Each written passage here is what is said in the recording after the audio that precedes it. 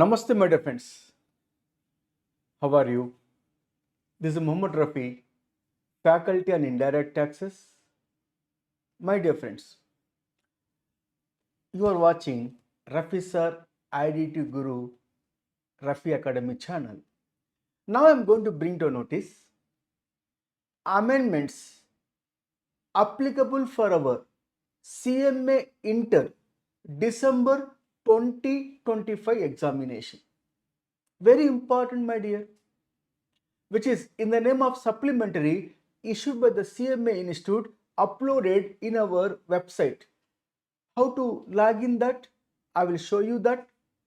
That supplementary, which is nothing but amendments applicable for the coming exam of December 2025, I am going to explain with the help of simplified, diagrammatic, illustrative, lollipop examples. Everyone will understand, Amma. Let's start by logging our CMA Institute website icmai.org. When you enter into that icmai.in website, our institute website icmai.in, if you log in that, you will able to look here home page. In this home page, my dear, go to students column. This no particular student, after the members student, you click here resources for the students available here. Go to the CMA syllabus 2022 in the order left hand side, the third one. Click here. You will get further CMA syllabus 2022. Here, if you refer carefully, supplementary for December 2025 term of examination. You come across some, look and click in that particular supplementary. You click here. Once you click here, you will go to supplementary for December 2025 examination of CMA, where we have indirect taxes paper number 7B. If you refer here paper number 7B, it will open to you the supplementary which is applicable for our coming exam of December 2025 in the name of indirect taxes. So it containing so much of amendments they have given in a simplified manner. All these amendments now I am going to take up in a simplified diagrammatic approach, my dear sir. Let us start now the amendments applicable for our CMA Inter December 2025 in our own way of presentation, lollipop manner. Just look and understand. Chapter wise I am going to explain here the amendments, namely drawing the attention from our supplementary issued by CMA Institute. First, scope of supply. What are the amendments taken place applicable for a coming examination of December 2025? One should understand, my dear, amendments up to 31st May 2025 is applicable for our coming exam of December 2025, meaning thereby within 6 months prior to the date of examination, amendments not applicable in the coming exam of December 2025. Keeping these parameters, looking the supplementary, namely amendments chapter wise. Let us start first and foremost, scope of supply. What amendment taken place here? This amendment relating to GST treatment of vouchers, including their distribution, breakage and service component. So, voucher, is it supplied, covered under the scope of supply? GST apply or not? So, first and foremost, what is the voucher? When you refer, my dear sir, generally you come across gift vouchers. Assume a scenario, my dear. You wanted to give the gift to Rafi sir, for example. For his Rafi sir's birthday, you want to give the gift. Whether you are not, different issue. Just I'm telling you example, isn't, my dear? You thought, you got impression, much impress on Mr. Rafi, and you want to give the gift to Mr. Rafi on his birthday occasion. You want to give the gift of watch. Rafi sir already has the watch. You want to give the shirt. He has already many shirts. You want to give gift some pen. He has number of pens. So what gift you want to give? That is, Rafi sir decides. We'll give some monetary value as a gift. Then you went to a particular shopkeeper. There are gift shops are there. Coupons are selling. Gift vouchers are selling. See the gift card, 1000 rupees. You purchase it, that gift card, and given to me. Now the seller who sold this gift card to you, is it come under the clutches of the scope of supply? That is important point to note. So here I am simplifying, my dear. Instead of reading para by para, the provisions, simplified manner. First and foremost, scenario 1, issue 1. Who is the person issue the voucher? The person who issue the voucher is authorized by the Reserve Bank of India.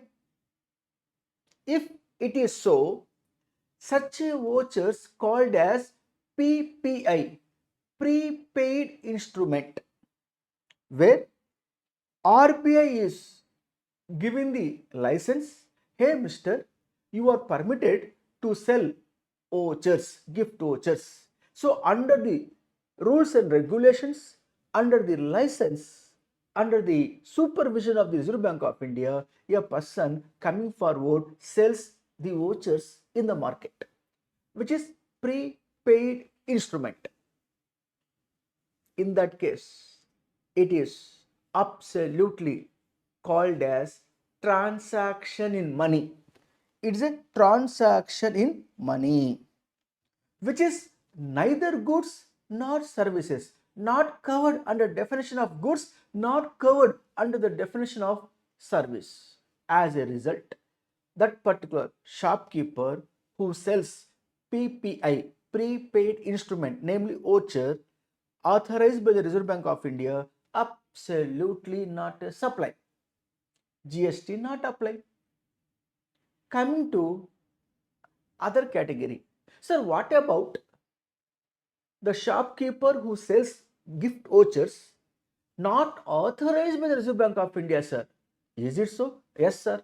Assume what would be the situation in the case where the shopkeeper who sells this particular vouchers not authorized by the Reserve Bank of India. In that case, my dear, it is treated as actionable claims, which is as per Schedule 3.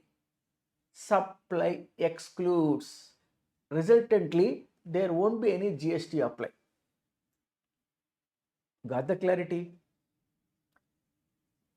Coming to the next category, take the issue number 2. What would be here? Now, one shopkeeper selling the vouchers, gift vouchers, to another shopkeeper. In that case, here, look here, principal to principal basis, one holder of vouchers selling to another person who is also be dealing with the vouchers buying and selling. So B2B, a transaction B2B, the person who holding the prepaid instrument, namely gift vouchers, he is buying and selling his business, that he sells to another person who also buying and selling gift vouchers. Is it supply? The margin will attract GST? Absolutely not. Said by the CBIC in the given case by issuing the circular. He is saying that if principal to principal basis distribution of vouchers takes place, then GST not apply. No GST. Sir, what happened in a case where a person promoting vouchers of a shopkeeper? See, I am a shopkeeper selling the gift vouchers. How the public come to know? I appoint a person by paying the commission. You please go and propagate about my shop and selling the vouchers. In that case, the person who earns the commission by promoting my gift vouchers in the market, getting more demand, more customers for my gift vouchers, and I am selling, for which I am paying the commission to a third person. That commission absolutely attract the GST. GST and such commission will attract.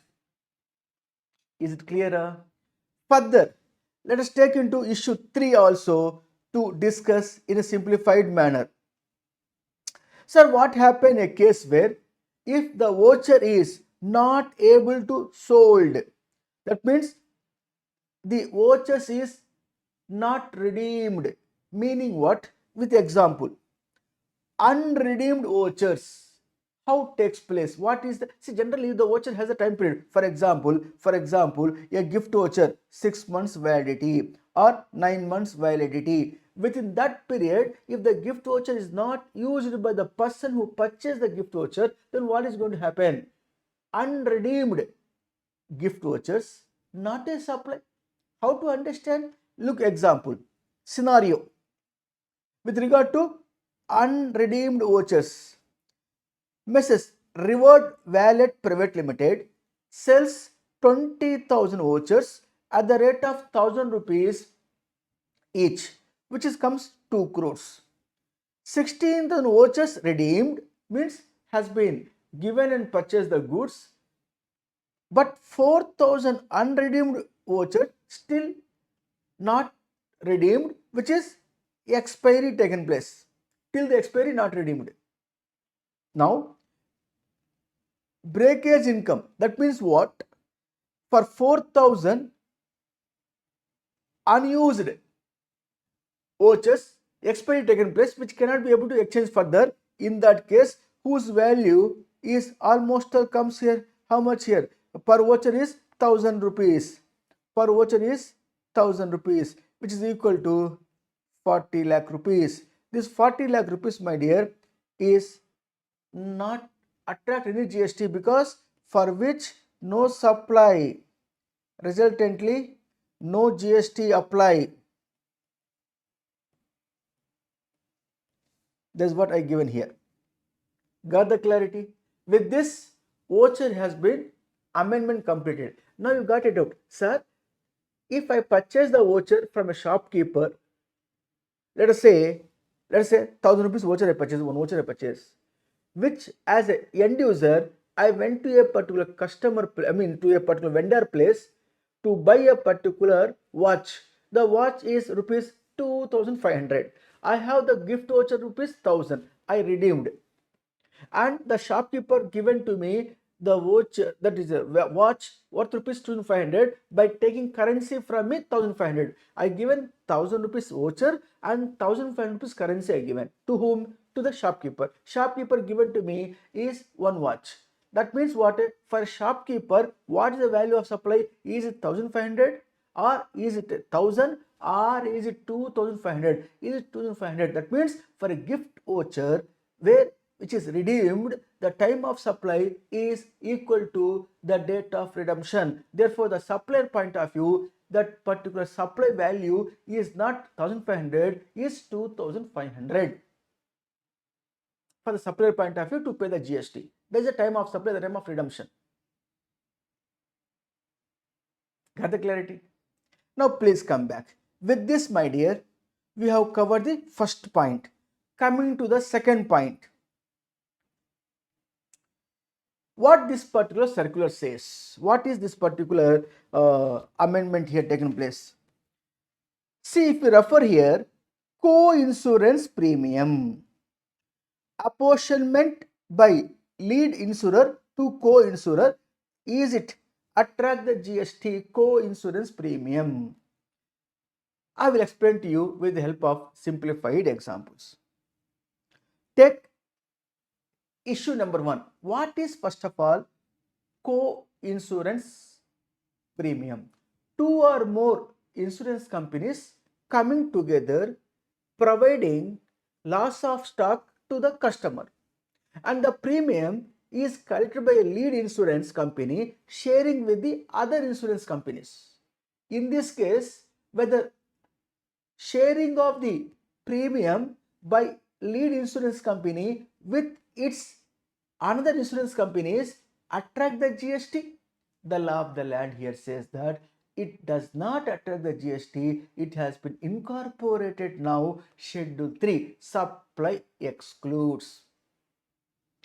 This I am going to explain to you with the help of example. First you listen this, and after example I will again refer to you the importance of the amendment which is taken place in the recent past for our coming December 2025 CMA Inter. Is clear, sir? Let's take up here co-insurance example.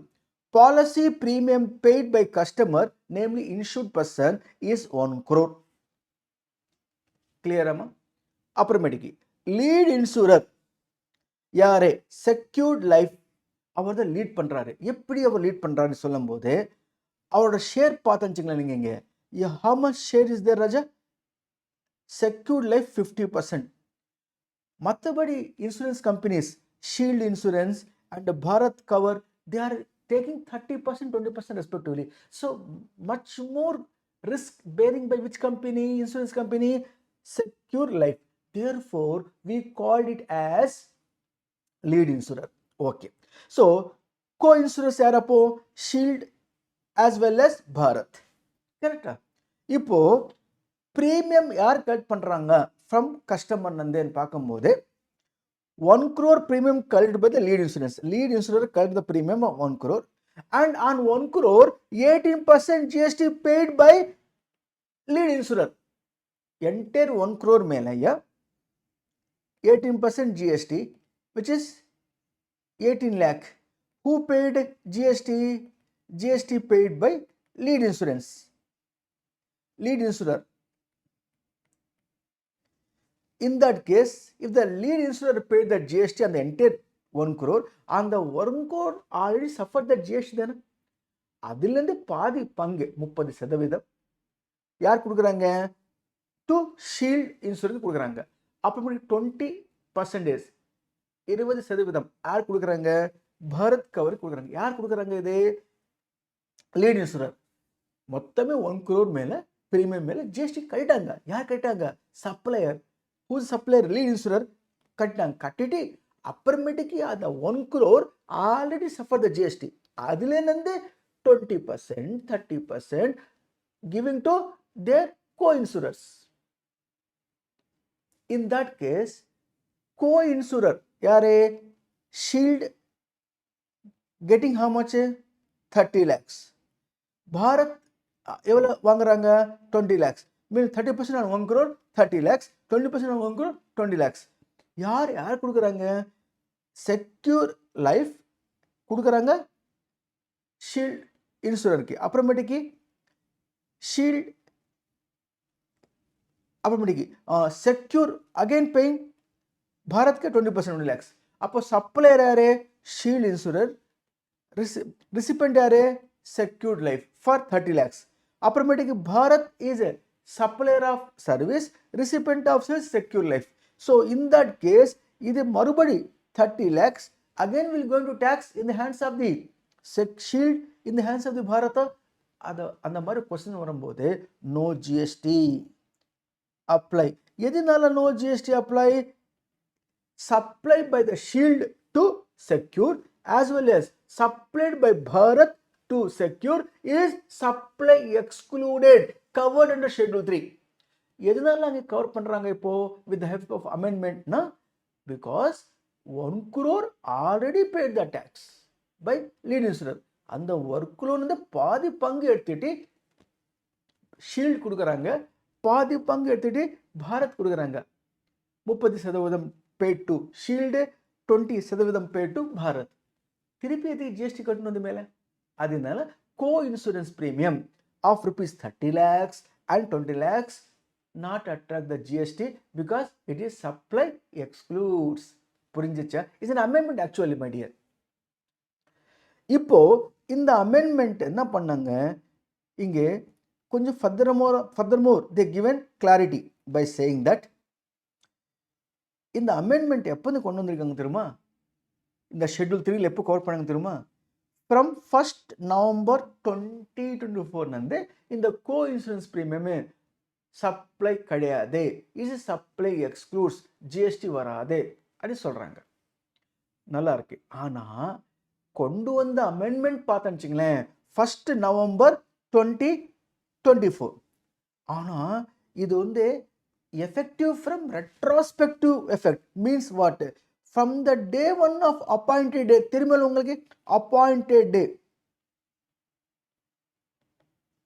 Appointed day nothing but 1st July 2017. Nandu இது with retrospective effect amendment கொண்டு வந்திருக்காங்க. Insert பண்ணதே supply excludes in schedule 3 from 1st November Raja. ஆனால் இதுக்கு முன்னாடியே with retrospective effect இது applicable உண்டேன்னு சொல்றாங்க. இப்போ கொஸ்டின் வருது, சார் ஒருவேளை before 1st November 2024 the co-insurance companies who got the co-insurance premium, if they would have paid the tax at that time, பே பண்ணியா? யார் கட்ட சொன்னா? சார் அது அப்போ வந்து சப்ளை எக்ஸ்க்ளூட்ஸ் అని சொல்லல சார் நமக்கு, அதனால நான் ஜிஎஸ்டி கட்டிட்டேன் சார். கட்டினா கம்முன்னு எதுவுமே ரீஃபண்ட் கேட்காது. சார் நான் கட்டலை சார், வேறு இன்சூரன்ஸ் கம்பெனி வந்து சொல்கிறது, நான் கட்டலை சார், இது சப்ளை கிடையாது சார், அது நான் நடிச்சிட்டேன் சார் மனசில். அப்படியா, நீ கட்டவே இல்லையா பிஃபோர் 1st நவம்பர் 2024, பரவாயில்ல, கட்டவானா நம்ம கேட்க மாட்டோம், கட்ட சொல்லிட்டு அரசாங்கம் சொல்கிறாங்க. Meaning what? If you paid already the GST on the co-insurance premium prior to 1st November 2024, no refund. If not paid, we won't ask by issuing the notice. This situation is called as is where is. கட்டிருந்தால் refund நீங்க கேட்காது, நம்ம கொடுக்க மாட்டோம். கட்டாம இருந்தா கட்ட சொல்லிட்டு நம்ம கேட்க மாட்டோம். For the given co-insurance premium. Further, my dear friends, one more amendment இங்க இருக்கு. இப்போ co-insurance point number 1 பார்த்தோம். இங்க point number 2 also இருக்கு. Ceding commission also be called as reinsurance commission, adjustment by insurer to reinsurer. இது பாரு, reinsurance என்ன? first of all, ஒரு insurance company for diluting its risk paying the premium to another insurance company is called reinsurance premium. Now such a reinsurance premium obviously will attract the GST, no doubt. ஆனால் அந்த reinsurance premium collecting insurance company இருக்கு பாத்தீங்களா, அவங்ககிட்ட Nandu insurance company getting certain commission, because நான் தான் உங்க bills கொடுக்குறேனே. இப்போ சிம்பிளாக சுருக்கமாக சொல்கிற பாருங்க, ஒரு சிம்பிள் எக்ஸாம்பிள் நீங்கள் புரிஞ்சுப்பீங்க. நீங்கள் பாருங்க, ஒன்று வந்து A is the insurance company. One more company இருக்கு இங்கே வந்து insurance company B. One more company இருக்கு இங்கே insurance company C. The insurance company, இது ஆல்சோ இன்சூரன்ஸ் கம்பெனி. இது 3 இன்சூரன்ஸ் கம்பெனி. இப்போ இவன் வந்து இன்சூரன்ஸ் கம்பெனி ஏ வந்து want to pay the premium to other insurance company to dilute it's risk. அப்போ பார்க்குறாங்க ஏ பார்க்குறாங்க, பி இன்சூரன்ஸ் கம்பெனி நான் உங்களுக்கு பினஸ் தரேன், I will pay to you certain amount of premium as a reinsurance premium.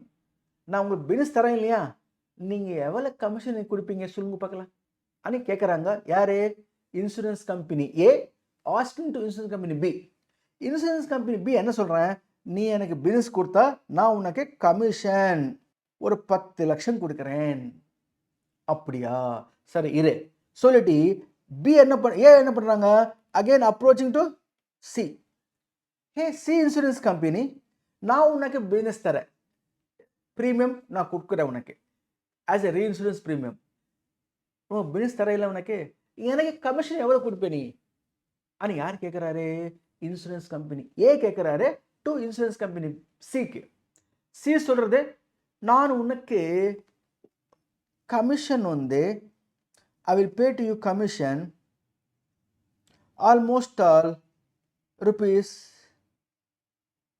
5 lakhs கொடுத்துறேன். 5 lakhs மட்டும் கொடுத்துறியா நீ? அப்போ நீ நல்லா ஃப்ரெண்ட் இல்லை எனக்கு போ. ஹே இன்சூரன்ஸ் கம்பெனி பி, நீ தான் நல்லவர்ப்பா. ஏ இன்சூரன்ஸ் கம்பெனி என்ன சொல்கிறது?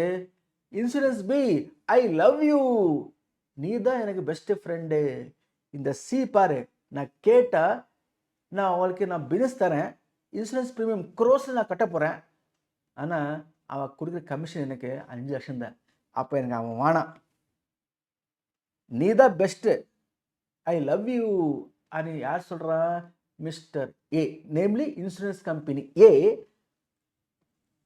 inform to insurance company B saying that I am going to pay to you, I am going to pay to you reinsurance premium. எவ்வளோ தெரியுமா? நான் வந்து உங்களுக்கு 1 crore 1 crore கொடுத்துறேன், 1 C கொடுத்துறேன். நீ பெஸ்ட் ஃப்ரெண்டு, நீ தான் எனக்கு வந்து ஹையஸ்ட் கமிஷன் கொடுக்குறேன் எனக்கு, இதனால நான் உங்கள் பிஸ்னஸ் கொடுக்குறதுனால. Very good. பி ஆல்சோ சொன்னாங்க I also love you. Insurance company B சொன்னாங்க to insurance company A, because you are giving so much of business to me of 1 crore premium you are paying, so I too love you. అని யார் சொன்னாங்க? Insurance company B to insurance company A சொன்னாங்க. இப்போ நல்லதா இருக்கு எல்லாமே. Insurance company என்ன சொல்றான்? இன்சூரன்ஸ் கம்பெனி ஏ என்ன சொல்றான்? இன்சூரன்ஸ் கம்பெனி பி, உங்களுக்கு நான் எவ்வளோ தர வேண்டும்? 1 crore premium நான் தரணும், 1 crore as a reinsurance premium. நீ எனக்கு எவ்வளோ தர வேண்டும்? 10 லட்சம் கமிஷன். ஒருவேளை நான் உனக்கு நெட்டாக if I pay to you net rupees 90 lakhs, உனக்கு ஓகேனா? அப்சல்யூட்லி ஓகே అని யார் சொல்கிறாங்க? Insurance company B. இதனால 1 கோடி, namely 100 lakhs receiving from A in one hand by B and giving 10 lakhs in other hand to A by B is equal to getting net of amount of 100 lakhs minus 10 lakhs, 90 lakhs from A by B. Be happy. B says, okay, எனக்கு ஒன்றும் பிரச்சனை இல்லை, நீ 90 lakhs கொடுத்துரு, எனக்கு நான் வந்து புக்கில் அட்ஜஸ்ட் பண்ணிக்கிறேன் as if I pay the commission to you of 10 lakhs.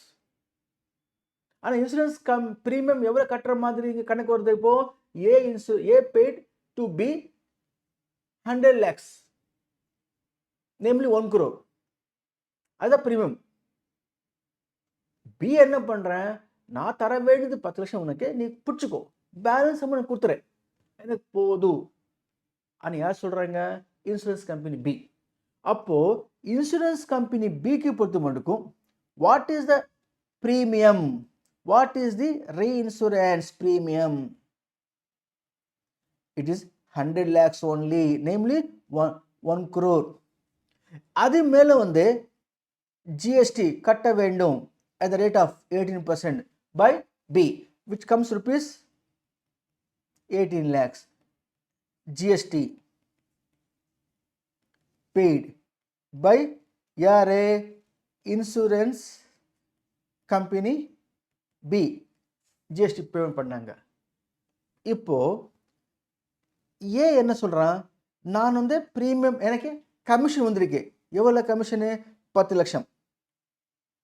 அந்த 10 லட்சம் கமிஷன் மேலே நான் ஜிஎஸ்டி கட்டணுமா అని சொல்லும்போது from 1st November 2025 1st November 2025 such a co-insurance, I mean to say such reinsurance commission or ceding commission on reinsurance business, reinsurance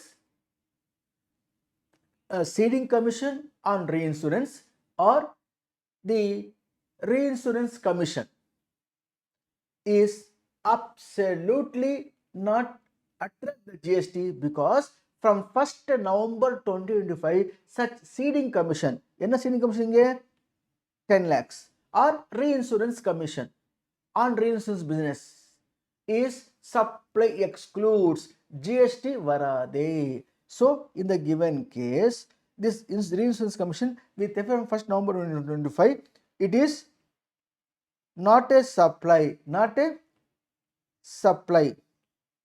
If not a supply, then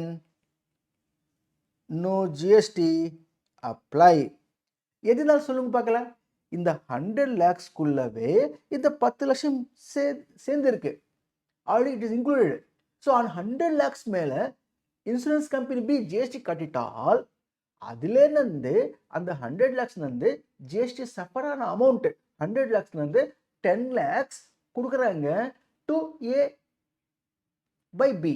அப்போ insurance company A எதுக்கு திருப்பி GST கட்ட வேண்டும்? Therefore, that reinsurance commission or ceding commission on reinsurance business supply excludes. Not a supply, GST not apply from 1st November 2025. This has been introduced in the Schedule 3. ஆனா அங்க என்ன பண்ணணும் தெரியுமா அவங்களே? இந்த இடத்துல எடுத்து போயிட்டு it is inserted from 1st November 2024 கிடையாது ராஜா, 2024 அது ராஜா. இது வந்து with effect from 1st November 2024, with effect from 1st November 2024, not a supply, no GST apply ani சொன்னாங்க, because it is covered in Schedule 3. ஆனா இந்த அமெண்ட்மெண்ட் என்ன பண்ணாங்க தெரியுமா? it is effective with retrospective effect from 1st July 2017 onwards. It is now became effective, though it may be introduced with effect from 1st November 2024, but effective from retrospectively. அப்போ என்ன ஆகுது? அப்போ before that, prior to 1st November 2024, before 1st November 2024, ஒருவேளை on reinsurance commission or ceding commission on reinsurance business, if insurance company A, if paid the GST already, department says don't ask for refund. Prior to 1st November 2024, if you not paid the GST on such ceding commission or reinsurance commission, we are not going to ask you to pay the GST. The matter has been settled as is where is basis ani solliti amendment kondu vandanga. Is clear, my dear friends? With this we can simplify manner to say that we have covered all the 2 points. What are the 2 points we covered here? First one, co-insurance. Other one is reinsurance. So first point over, second point also over. Now we are moving on to, we are going new chapter in fact. So far I referred which chapter? Scope of supply chapter muchitam. Now entering into reverse charge mechanism chapter. What is reverse charge mechanism? By notification, recipient is liable to pay GST to department, levy of tax and collection of tax from the recipient. This is called reverse charge mechanism. Already you are aware of it. Now, what amendment taking place by notification here means, referring to you here. என்ன சொல்லிருக்காங்க தெரியுமா ராஜா? Nature of supply என்ன? Services provided by way of sponsorship to any body, corporate or partnership firm. Services provided by way of sponsorship to any body, corporate or partnership firm. Nature of supply. Supplier யாரு? Any person other than body, corporate ani solliti kondu vandirukanga as amendment from 16th January 2025. முன்னாடி என்ன இருந்துச்சு? only any person இருந்துச்சு. இப்போ என்ன பண்ணாங்க? supplier any person other than body, corporate provided by way of sponsorship services to any body, corporate or to any partnership firm located in the taxable territory, then only it is called as RCM, recipient liable to pay GST. Got the clarity? Sponsorship services பொறுத்த மட்டும் ஐயா supplier யாரு? Any person other than body corporate இருக்கணும். That means supplier body corporate இருக்கக்கூடாது. ஒருவேளை supplier is a body corporate, supply the sponsorship services அப்படின்னு வரும். Transaction வந்தால் not a RCM, it is a FCM, namely supplier liable to pay forward charge mechanism. So the condition is very clear. One, supplier must be any person other than body corporate. Is amendment from 16 January 2025. Nature of supply, sponsorship services. The recipient of supply should be body corporate or a partnership firm located in taxable territory in India. Then only it is called as RCM. Let us have one example. You will understand this. Look example here. Example 1. Sponsor, supplier, Rajiv, individual or corporate initial person. That means what? The supplier is other than body corporate. What is body corporate? Private limited, public limited. Then recipient, Zenith Innovations Private Limited. So the recipient is a body corporate. Nature of supply, sponsorship. நீங்க சொல்லுங்க, is a forward charge, reverse charge? Quickly, yes, you are right. RCM, reverse charge. So in the given case, the recipient, who is the recipient here? Body corporate.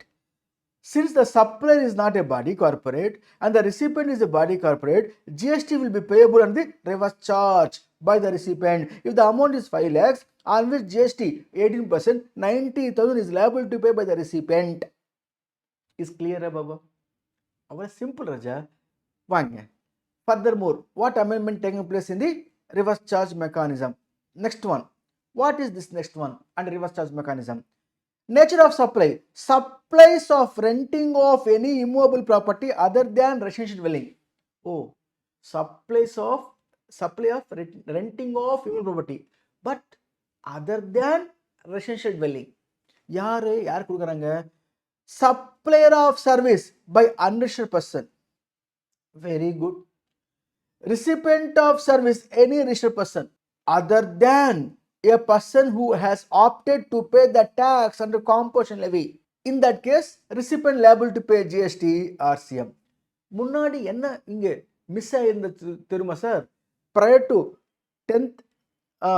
16th January 2025, what was the law here? Prior to 16th January 2025, supplier any uninsured person supplied renting of immovable property other than residential dwelling to any registered person and in the Chimunadi. Any registered person which includes composition taxpayer earlier. Now from 16th January 2025, recipient any person other than composition taxpayer ani kondu vandirukanga. Is amendment. அதனால என்ன தெரியும் benefit? Composition tax பேயர் எதுக்கு sir GST கட்டணும்? Normal rate under the RCM, because he's going to pay the GST what rate? As a trader 0.5% GST, 0.5% GST. If the trader is a registered person, just he taken the property for a business purposes from unregistered person, then he has to pay the GST 18% on the rent. Therefore that particular hardshipness has been now removed by way of inserting the amendment saying that supplier uninsured person, nature of supply, renting of immovable property other than residential dwelling to the recipient, any registered person other than composition taxpayer, then only RCM apply. Meaning thereby, if the recipient is a composition taxpayer and the supplier is an uninsured person, no one liable to pay GST. If supplier is an unregistered person renting of immovable property other than the residential dwelling purpose, given to whom?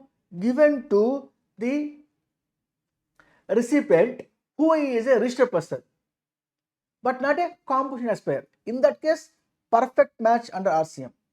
Let us have a numeric example that gives clarity, my dear.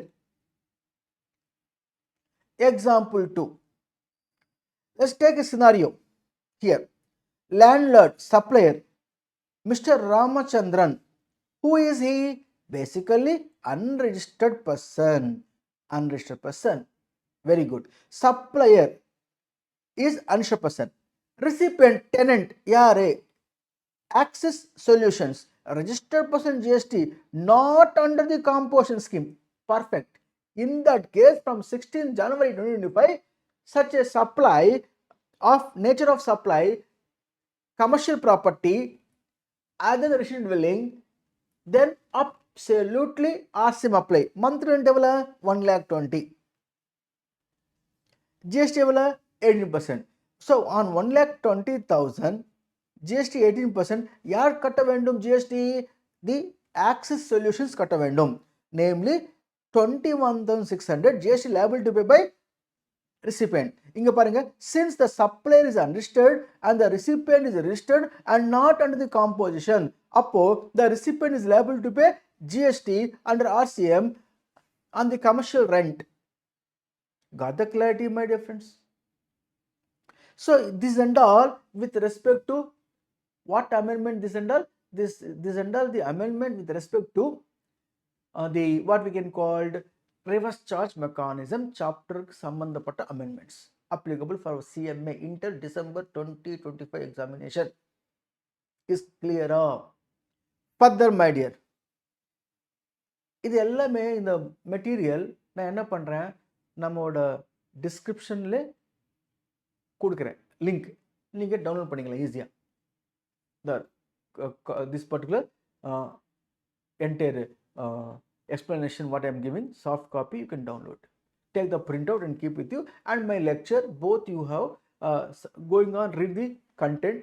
Wherever you got doubt, the left of the lectures, or first once you listen the lecture, then you go for reading the soft copy material which I am going to give under the description below. The link நான் கொடுத்துறேன், நீங்க வந்து download பண்ணிக்கலாம். Okay sir. Further my dear, இப்போ exemptions with regard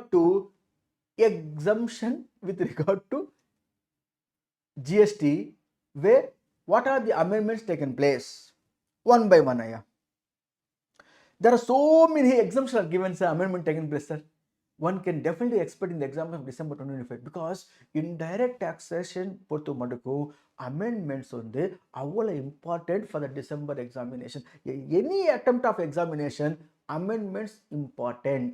Indirect taxesல உங்க question paper எடுத்து பார்த்தா minimum out of 50 marks of indirect taxes paper of 7B of CMA Inter December 2025, minimum out of 50 marks, minimum you can expect 20-25 marks கிட்ட வரும். அந்த அளவுக்கு important இது amendments. So this amendment lecture நீங்கள் வந்து once and twice கேளுங்க, நல்லா புரிஞ்சுக்கோங்க. Out of 50, 25 marks knowingly you are going to examination hall to write answers. எவ்வளோ இம்பார்ட்டன்ட் தெரியுமா சார்? ஸோ பயன்படுத்திக்கோங்க, யூஸ் பண்ணிக்கோங்க, ஷேர் யுவர் ஃப்ரெண்ட்ஸ் ஆல்சோ. நான் ஃப்ரீயாக கொடுக்குற ராஜா உங்களுக்கு. You are my best friend. எல்லாரும் ஃபைனலுக்கு வரணும் நான் ஆசைப்படுறேன். My all students should come to final, and final again will discuss to qualify, become the members of the institute as a brand ambassadors. Okay, now come back, sir. Amendments under the exemption chapter under the GST. What amendments taking place from the exemptions chapter? First, if you refer, my dear, issue number 1, GST and penal charges வருமா, GST கட்ட வேண்டுமா? அது simple எக்ஸாம்பிளாக சுருக்கமாக சொல்லி கொடுக்குற பாருங்க. இங்கே வந்து ஸ்டேட் பேங்க் ஆஃப் இந்தியா இருக்கு sir, one of the regulatory authority by Reserve Bank of India regulate பண்ணுறாங்க, கரெக்டா? The SBI should come under the RBI. RBI is a banker of the bankers. Now SBI என்ன பண்ணுறாங்க, assume ஒரு கடைக்கா ஒரு shopkeeper, for example one mister Somu, அவர் வந்து trader ராஜா, trader. அவருக்கு வந்து லோன் கொடுத்தாங்க. எவ்வளோ லோன் கொடுத்துருக்காங்க? லெட் அஸ் சே 10 lakhs லோன் கொடுத்துருக்காங்க ஐயா. ஓகேண்ணா, 10 lakhs லோன் கொடுத்துருக்காங்க. அப்புறம் அதில் இன்ட்ரெஸ்ட் ஒன்றும் இல்லை, இன்ட்ரெஸ்ட் அவர் எவ்வளோ சார்ஜ் பண்ணுறாங்க? இன்ட்ரெஸ்ட்டு 1 lakh சார்ஜ் பண்ணுறாங்க ஐயா. ஸோ மொத்தமாக ரீபேமெண்ட் பண்ண முடியாது எவ்வளோ? 11 lakhs ஐயா டோட்டல். இந்த 11 lakhs என்ன பண்ணுறாங்க? எஸ்பிஐ சொல்லிட்டாங்க, ஐயா சோமு நீ வந்து இது 11 lakh 10 ஈக்குவல் இன்ஸ்டால்மெண்ட்ல கட்டு. அப்போ இஎம்ஐ எவ்வளோ கட்ட வேண்டியது? நீங்கள் இஎம்ஐ வந்து நீ கட்ட வேண்டியது 1,10,000. மாதம் மாதம் நீங்கள் என்ன பண்ணணும்? 1,10,000 1,10,000 கட்டே வரணும். எத்தனை மாதம் நீங்கள் கட்ட வேண்டும்? 10 மாதம். சோமு ஓகேன்னு சொல்லிட்டு லோன் வாங்கிட்டாங்க. ஒரு 3வது மாதம் என்ன ஆயிடுச்சு? லோன் ரீபேமெண்ட் பண்ணும்போது சோமு வந்து கட்ட முடியாமல் போயிடுச்சு. ஒரு மாதம் கட்டலை. 4வது மாதம் என்ன பண்ணுறாரு? 3வது மாதமோட சேர்த்து கட்டுறாரு. அப்போ எஸ்பிஐ என்ன சொல்றதுன்னா, as per terms and conditions, ஐயா Somu you have to pay to us, you have to pay to us penal interest. Penal interest எவ்வளோ சார்ன்னு கேட்டார். யாரு? சோமு. நீ 2000 கட்டு, 2000 பீனல் இன்ட்ரெஸ்ட் நீ கட்ட வேண்டும் అని வாங்கிட்டாங்க. இந்த penal interest now is called as penal interest, now called as penal charges. penal charges. இப்போ penal interest இருக்கும்போது அட்டாக் ஜிஎஸ்டியா అని வரும்போது நம்ம கேள்வி என்ன பண்ணணும்? மெயின் சப்ளை என்ன? Loan. Loan is a transaction in money. Interest என்ன? Transaction in money. Penal interest also transaction in money. That means loan not taxable, interest on loan not taxable, penal interest not taxable because a transaction money. Now penal interest newly a name is given. Reserve Bank of India சொன்னாங்க, state Bank of India இது மேலே penal interest charge பண்ணாதே, penal interest நீ வந்து penal charges-ஆ புக்கில் record பண்ணுக்கோ. அப்போ penal interest not taxable, the same name has been replaced as a penal charges. Penal charges also be called as transaction in money not taxable. This is an amendment. Circular issue by CBSE in this regard. அப்புறமேட்டுக்கு second issue பார்க்கலாமே. Second issue, issue number 2. இது என்னையா? Very simple Raja. GST exemption on payment aggregator for transactions less than ₹2,000. அது கணக்கு. Less than ₹2,000 transaction இருந்தால் அதில் payment அக்ரிகேட்டருக்கு எதனா commission வந்தால் இது டாக்ஸபிளா? Absolutely not taxable. எதனால நான் சொல்றேன் பாருங்க. Is exempted. எதனால? இங்க பாருங்க, customer makes the payment 1,950 via his credit card on Flipkart. Flipkart is nothing but a particular payment gateway. Flipkart uses payment aggregator who is pay connect aggregator. இவர் வந்து payment aggregator. பிஏன்னா யாரு? Payment aggregator யாருன்னா நான் சொல்ற பாருங்க. இந்த இடத்துல பாருங்க ஒரு எக்ஸாம்பிள். இவர் என்ன பண்ணுவார்? பேமெண்ட் அக்ரிகேட்டரு இங்க வந்து ஃப்ளிப்கார்ட், அப்புறம் அமேசான், அந்த மாதிரி பேமெண்ட் கேட்வே வந்து சப்போஸ் கஸ்டமர் வந்து using the platform of Flipkart making the payment to merchant when purchase the goods or services received, value not exceed ₹2,000. அப்போ என்ன ஆயிடும்னா டைரக்டா மர்ச்சன்ட்க்கு போகாது. அது நடுவில் பேமெண்ட் அக்ரிகேட்டர் ஒருத்தர் இருப்பாரு. அவர் யாருன்னா authorized by the Reserve Bank of India and he has been opened escrow account னு ஒன்று இருக்கும். escrow account ஓப்பன் பண்ணாமல் பேமெண்ட் அக்ரிகேட்டர் ஆக்ட் பண்ண முடியாது. பேமெண்ட் அக்ரிகேட்டர் யாருன்னா ரிசர்வ் பேங்க் ஆஃப் இந்தியா கொடுத்துக்காங்க லைசன்ஸ். ஐயா நீங்க வந்து பேமெண்ட் அக்ரிகேட்டர் இருங்க. நீங்க என்ன பண்றீங்க, கஸ்டமர்ஸ் வந்து கூட்ஸ் பர்ச்சேஸ் பண்ணும்போது மர்ச்சன்ட் யாரு, ஃபார் எக்ஸாம்பிள் செல்லர் அந்த கூட்ஸ் வாங்கும்போது எப்படி வாங்குறாரு கஸ்டமரு, ஒரு டெபிட் கார்டோ கிரெடிட் கார்டோ யூஸ் பண்றாரு. அப்போ என்ன ஆயிடும், அந்த debit card credit card is going to use through Flipkart or through Amazon or through internet banking, whatever may be the card payment, especially not internet banking, card payment, card use பண்ணி credit card, debit card or international card use பண்ணி through Amazon, through Flipkart, அவங்க எல்லாரும் யாரும் சொல்லுவாங்க, payment gateway சொல்லுவாங்க. அவங்க மூலமா through that platform purchase the goods. For example, நான் வந்து டைட்டன் வாட்ச் வாங்கிட்டேங்க, நான் கஸ்டமருங்க, டைட்டன் வாட்ச் வாங்கிட்டேன், ஆன்லைன் வாங்கிட்டேன், த்ரூ அமேசான் வெப்சைட்ல வாங்கிட்டேன், த்ரூ ஃப்ளிப்கார்ட்ல வாங்கிட்டேன். ஃப்ளிப்கார்ட் செல்லரா கிடையாது, செல்லர் யாரு, டைட்டன் கம்பெனி, அவர் மர்ச்சன்ட், செல்லர் வந்து டைட்டன். அவரோட வாட்ச் த்ரூ ஃப்ளிப்கார்ட் மூலமா நான் வாங்கிட்டேன். ஃப்ளிப்கார்ட் மூலமா நான் வாங்கும்போது பேமெண்ட் கேட்குது ஃப்ளிப்கார்ட், அப்போ நான் வந்து debit card credit card use பண்றேன்.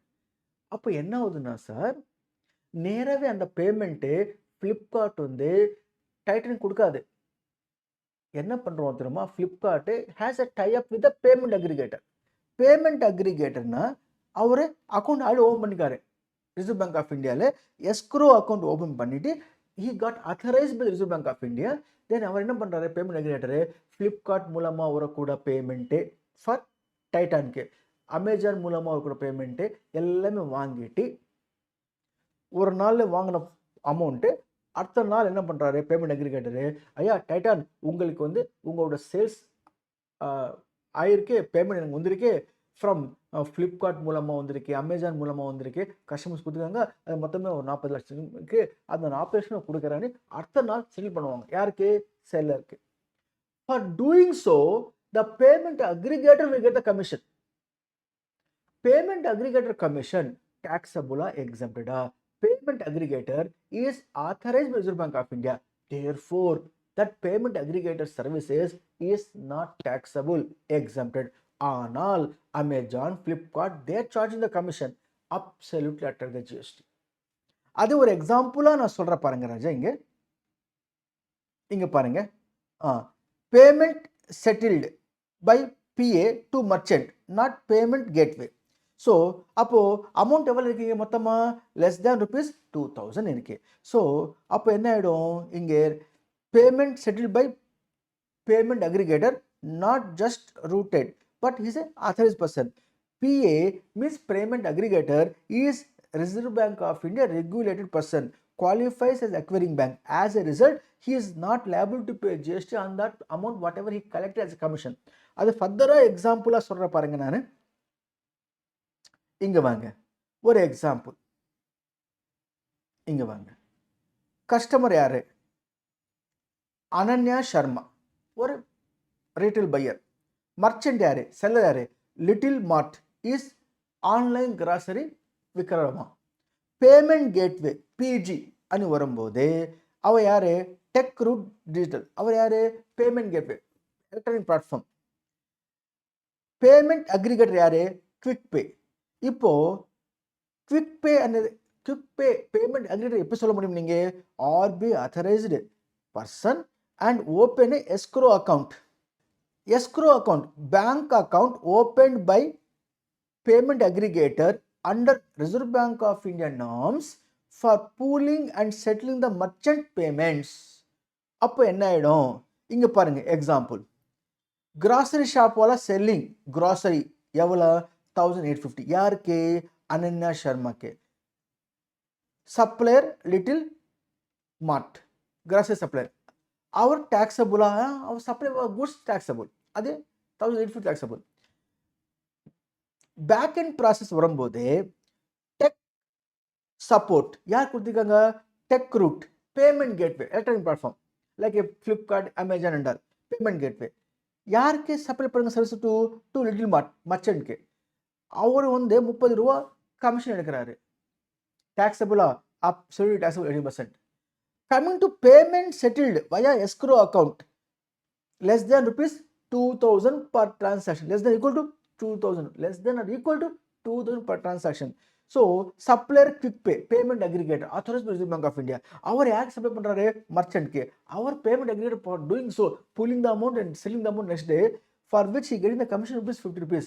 That 50 rupees qualify exemption in the hands of the payment aggregator in the given case quick pay, namely payment aggregator. Got the clarity? Further, my dear friends, உங்களுக்கு suppose நான் சொல்லும்போது ஸ்பீடாக சொல்லணும்னு வச்சுங்களேன், கவலையே பட வேணாம் ராஜா. திருப்பி என்ன பண்ணணும்? ரீப்ளே பண்ணுங்க, 4 வாட்டி ரீப்ளே பண்ணுங்க, உங்களுக்கு நல்லா புரிஞ்சிடும். எஃபெக்டிவாக சொன்னால் தான் நல்லா இருக்கும். சும்மா சொன்னு வச்சுங்களேன் ஏறாது. அதனால நான் கொஞ்சம் ஸ்பீடாக எஃபெக்டிவாக ஷவுட்டாக சொல்கிறேன். அப்போது நீங்கள் ரிலாக்ஸாக ஓகே சார் சொன்னாரா பரவாயில்லையே திருப்பி பார்க்கலாமே, புரியல திருப்பி பார்க்கலாமே, 2 வாட்டி 3 வாட்டி 4 வாட்டி பாருங்க, கண்டிப்பாக புரிஞ்சிடும். புரியாமல் போகிறதுக்கு வாய்ப்பே கிடையாது. கிளியர் அவள் நீட்டாக அழகாக லாலிபாப் மேலே கொடுத்துருக்கேன். Just look and understand. If you have any doubt furthermore I am there always. You please comment in the YouTube itself. You can comment, sir எனக்கு கொஞ்சம் புரியல சார், இன்னும் கொஞ்சம் நல்லா சொல்கிறீங்களா சார், நான் உங்களுக்கு நம்பர் கொடுத்தேன், நான் உங்களுக்கு வாட்ஸ்அப்போ நான் ஃபோன் பண்ணி சொல்லுவேன். ஓகேண்ணா? எக்ஸம்ஷன். இப்போ issue 3, research and development services by government entities against government grant. Government entities supplier against the government grant. அது எப்படி சார்? கொஞ்சம் கஷ்டமாக இருக்குது சார், எப்படி புரிஞ்சுக்க வேண்டும் அனே எக்ஸம்ஷன் கொஞ்சம் கஷ்டமாக இருக்கும்போது சிபிஎஸ்சி கிளாரிஃபிகேஷன் கொடுத்தாங்க. கவலைப்படாதே, நான் சொல்கிற பாரு, எக்ஸாம்பிளோட சொல்கிற பாரு. ஒரு example, national bio research institute receives 2 crore 50 lakhs grant from DRDO. Defense Research and Development Organization is a government grant. Who received a National Bio Research Institute? Government entities against government grant. It also National Bio Research Institute is itself is a government entity and receiving government grant from DRDO. Appo it is taxable a grant. The grant is absolutely not taxable. No commercial contract exists, therefore no GST. இந்த மாதிரி amendment எப்போ இருந்து கொண்டு வந்திருக்காங்க? from 1st January, what we can say here, from எப்படி சொல்றதுன்னா from 10th October 2024 is exempted. From 10th October 2024 is exempted. Prior to that also be retrospectively it is implemented from 1st July 2017 is not taxable. If I already paid the tax, don't ask refund. Not pay the tax, we won't going to ask to pay the GST. As is where is basis the matter has been settled. Further, coming to issue number 4, skilling services. Skilling means National Skill Development Corporation approved training partners.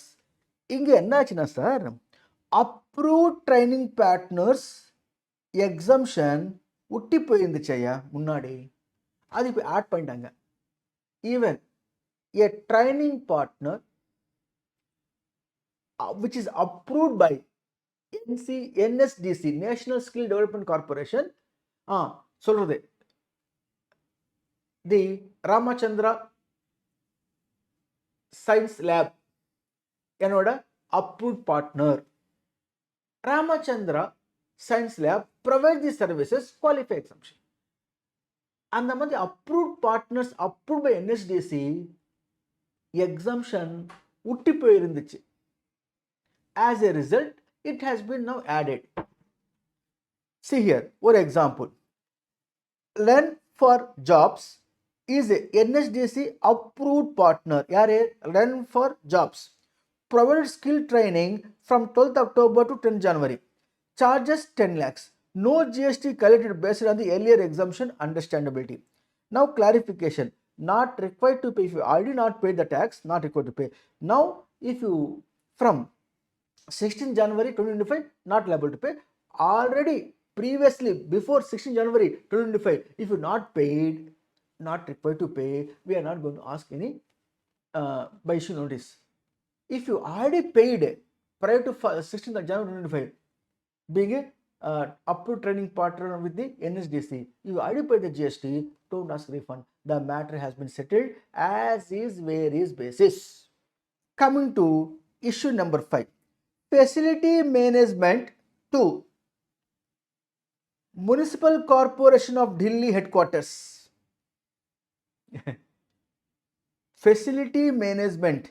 In the facility, sir, for example, my dear, there is, let us say, a particular Delhi, that is Municipal Corporation of Delhi, MCD. To this, housekeeping services, gardening services, civil maintenance services, if you provided to such particular Municipal Corporation of Delhi, local authority, is exempted. The clarification given here. No, it is not exempted. It is not covered under Article 240W of the Constitution of India. It is not an exempt supply. As a result, taxable is exemption kadiyade. Services like housekeeping services, gardening services, civil maintenance services, and electrical services, plumbing services, for example, and so on so forth services provided to any local authority is not qualify exemption, is taxable. நாளைக்கு கேள்வி இப்படி வரலாம். The housekeeping services provided by Urban Care Private Limited to to GCC, Greater Chennai Corporation, taxable or exempted? Yes, there you are, taxable. Perfect. Further, my dear friends, issue number 6 under the exemption chapter. We are under the exemption chapter. Whether Delhi Development Authority is a local authority as per section 2 subsection 69 of the CGST Act. Delhi Development Authority, Delhi Development Authority, DDA, is a local authority. A question mark. What is local authority? We discussed in the regular classes. Local authority means panchayat, municipality, corporation, greater corporation, like that we called as the local authorities. Delhi Development Authority, how it takes the stand of or mode of a local authority. Therefore, clarification given by CBSE, Delhi Development Authority is not a local authority. Under section 2 subsection 69 like cover avade. Hence, RCM provisions like for services of local authority do not apply, meaning thereby if you provide these services to Delhi Development Authority, a person, Mr. A, provides services to Delhi Development Authority of, let us say, any services, for example, Inter-Dec services provided by Mr. A, registered person, to Delhi Development Authority. Is it taxable or exempted? Taxable. Is it RCM or reverse charge or forward charge? Is a forward charge, RCM not apply. So here no exemption, no RCM is the meaning of it. Question number 7, clarification. RCM on renting of commercial property by uninsured person to composition dealer. I told you, if letting out of immovable property for commercial purposes other than residential dwelling by uninsured person to registered person other than composition taxpayer, then it is not a RCM. Have I said or not? The same here they said here. RCM on renting of commercial property by uninsured person to composition taxpayer is not applicable. RCM not applicable. Example, see here, Ravi, uninsured person, rents shop to Tulsi Traders, composition dealer. Rent is 20 per month. Is it liable to pay by Tulsi Traders under RCM? No, because an amendment just now we come across in the RCM chapter. RCM on such rent begins from 10th October. Composition dealers now excluded from the RCM for a period of whatever may be the rent. RCM regularized on as is where is basis, meaning thereby oru vela before the amendment took place from 16th October 2020, it is from 10th October 2024 is the amendment brought into force here. And here for composition scheme dealers not now excluded from the given notification from 16th of January 2025. From 16th January 2025, any person being a recipient, registered person other than composition aspire, that amendment brought into force, sir? Yes. If so, prior to 16th January 2025, ஒருவேளை துளசி traders might have been paid in case payment பண்ணியிருந்தால் RCM refund வராது. நீ கட்டாம இருந்தால் GST கேட்க மாட்டோம். Said by CBIC by way of clarification. The matter has been settled as is very useless. You are aware of that? Now conclusion. Simple அம்மா. சொன்னதே திருப்பி சொல்றேன் நான். Supplier, uninsured person. Nature of supply, renting of immovable property other than residential dwelling. Recipient, any registered person other than composition taxpayer, RCM. If the recipient composition taxpayer, not a RCM, is an amendment from 16 January 2025. ஒருவேளை before the date, if under RCM, composition taxpayer paid the GST, no refund. Not paid the GST, we won't ask to pay GST. As is where is the matter has been settled is the meaning of it. Got the clarity, my dear friends? Referring to issue number 8 under the exemptions. Incidental services by electricity board, meter rent, testing, connections, charges, etc. etc. Now specifically stated that it is exempted. See here, for example, State Power Limited charges meter testing 150 rupees. Duplicate bill issues 50 rupees. Like that charges are shifting, the relocating, laying the cable and all. This and all what now? Exempted. Very clearly exempted.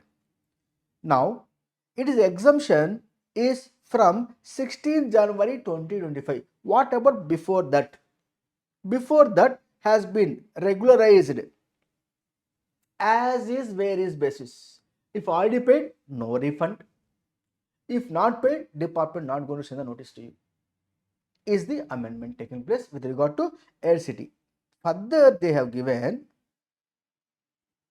my dear friends, earlier the term transmission and distribution has been replaced as transmission or distribution. Earlier there was transmission and distribution if they provide the services of meter changing, electricity supply, or the shifting the meter, issuing the duplicate bills, laying the cables, qualify exemption.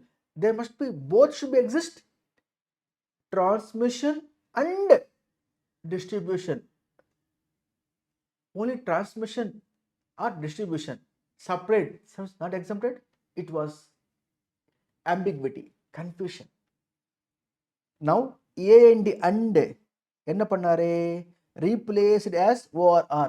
அப்போ transmission unit supplied electricity, supplied meter changing, supplied renting of meters, laying the cables and so on. Exemption is given. Or distribution alone providing. What is distribution?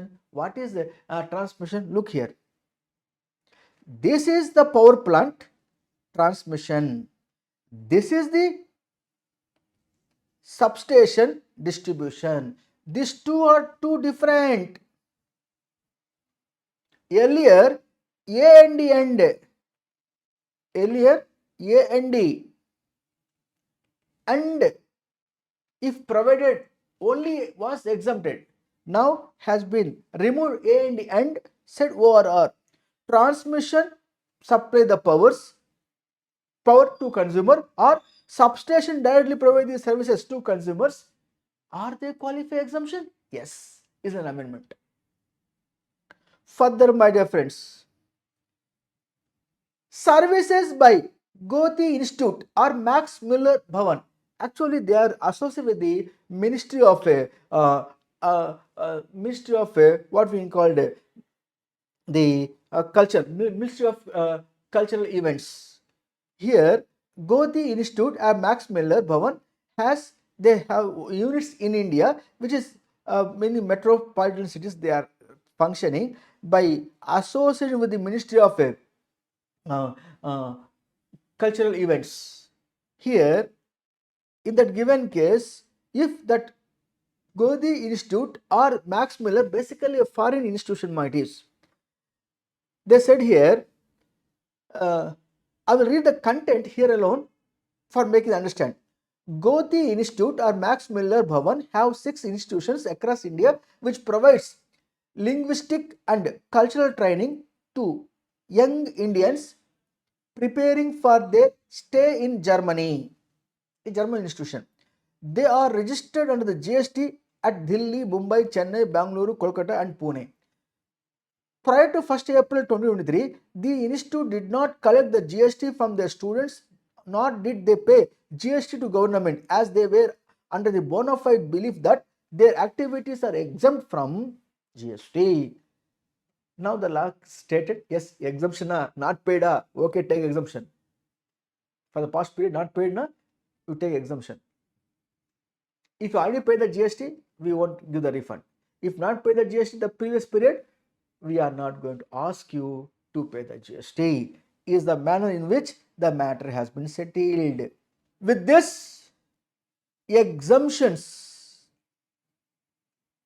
maximum exemptions we have covered, and furthermore points are there which are merit in the examination under the exemption chapter. Here, a new entry has been introduced, my dear sir. Services of insurance provided by Motor Vehicle Accident Fund constituted under the section 164B of the Motor Vehicle Act against contribution made by insurers out of the premium collected for third party insurance motor vehicle shall be exempted from the GST. Third party motor vehicle insurance is exempted. What is this? With the help of numeric example that makes crystal understanding the concept. In this regard, my dear, one company, Safe Drive Insurance, sells the third party insurance policies to cars. Premium charge to policy holder 4,000. GST on entire 4,000, 18% 720. Total premium collected 4,720. Out of that, contribution to motor vehicle accident fund is 100 rupees. If that is the case, this 100 rupees to the motor vehicle accident fund, what is contributed for the third party insurance? If so, that is absolutely qualify exemption. The 100 rupees qualify from exemption, not a supply. GST not apply on rupees 100, no GST. Exempted under GST. Only out of rupees 4,000, 100 rupees contributed to motor vehicle accident fund third party insurance. Then already 4,000 suffered the GST. Out of that, only 100 rupees paid to the motor vehicle accident fund in that case, which is exempted. Why should we pay again tax? What is third party insurance? Doubt வரலாம் உங்களுக்கு. நான் சொல்றேன் பாருங்க. Third party insurance என்னன்னா, ஒரு example Raja. Mr. Sundar purchased the BMW car for 100 lakhs. 1 crore வச்சுட்டு BMW car வாங்கிட்டாரு. He has to pay insurance company insurance premium, loss of any damage. அவர் போயிட்டே இருக்காரு கார்ல போயிட்டே இருக்கும்போது வித் ஓவர் ஸ்பீட் என்ன பண்ணாரு, பக்கத்துல ஒரு பெரிய கடை இருந்துச்சு. கடை மீன்ஸ் ஷாப். அந்த ஷாப் காம்பவுண்ட் வால் போய் மோதிட்டாரு. காம்பவுண்ட் வால் ஃபுல்லாகவே டேமேஜ். காருக்கு ஒன்றும் டேமேஜ் ஆகலை, because BMW car. Full damage to the wall of a shopkeeper. அவர் என்ன பண்ணுறாரு, ஐயா உங்கள் கார் தான் வந்து மோதிச்சு, நீங்கள் எனக்கு காசு கொடு. அப்போது இவர் சுந்தர் என்ன சொல்கிறாரு, நான் ப்ரீமியம் கட்டிக்கிறேன், ஆல்ரெடி கட்டிட்டேன் நான் ப்ரீமியம், இன்சூரன்ஸ் ப்ரீமியம். அந்த premium includes third party claim. இப்போ தேர்ட் பார்ட்டி யார் இங்கே, அந்த கடைக்காரர், அந்த ஷாப் கீப்பர். அவருக்கு கிளைம் பண்ணி கொடுக்கலாம். எந்த அமௌண்ட்டு, அந்த compensation.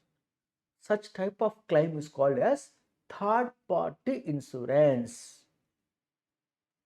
Got the clarity? Where the insurance company collecting the premium and paying to motor vehicle accident fund ஒரு அமௌண்ட் கொடுக்குறாங்க. அது வந்து அந்த அமௌண்ட் வந்து காம்பன்சேஷன் கொடுக்கலாம் யாருக்கு? அந்த shopkeeper whose wall got damaged. Got the clarity? That is called what? Third party insurance. That third party insurance premium is absolutely not under GST because it's a form part of the parcel of the main premium amount, which is already suffer the tax.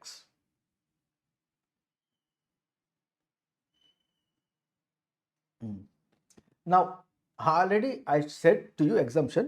National Skill Development Corporation le, if any person associated as a partner of National Skill Development Corporation, that partner providing services of skill development exempted. முன்னாடி விட்டு போயிருந்துச்சு, இப்போ add பண்ணிக்காங்க. எப்போ? From 16 ஜனவரி என்ன பண்ணுறாங்க இங்கே பண்ணிட்டாங்கன்னா, a training partner approved by the National Skill Development Corporation, முன்னாடி விட்டு போயிருந்துச்சு, இப்போ ஆட் பண்ணிட்டாங்க ஃப்ரம் 16 ஜனவரி 2025.